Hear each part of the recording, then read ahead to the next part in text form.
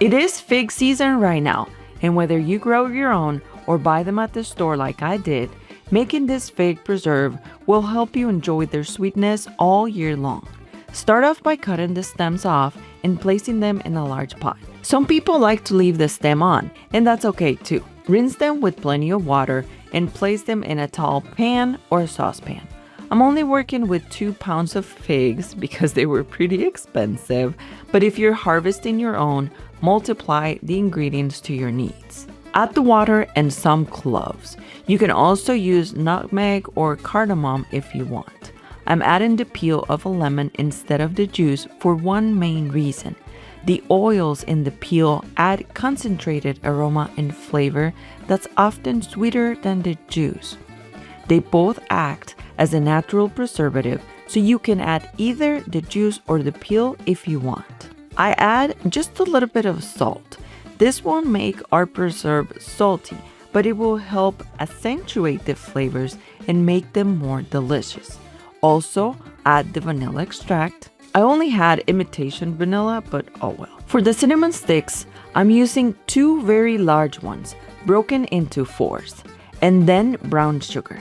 To make it authentic Costa Rican style, it will be better to use tapa de dulce, which is the equivalent of brown sugar over there.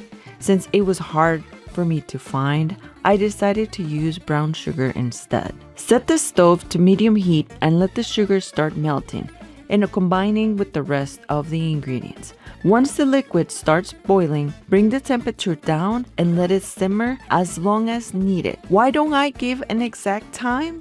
Well, it's because it depends on the type of figs you're using and also how ripe they are. I cooked mine for about 40 minutes, but it could take longer. Make sure you taste and stop cooking when you reach the doneness you prefer. Once you're satisfied with your figs, remove them from the heat and bring the syrup up to boil one more time. We want to thicken the sauce without overcooking the figs. Cook it down until you reach the desired thickness.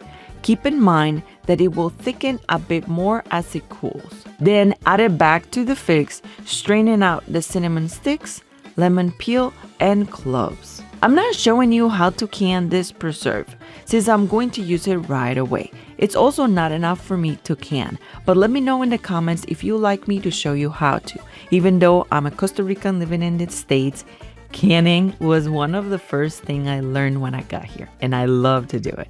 Don't forget to subscribe and check for the future recipes I'll be making with this fig preserve.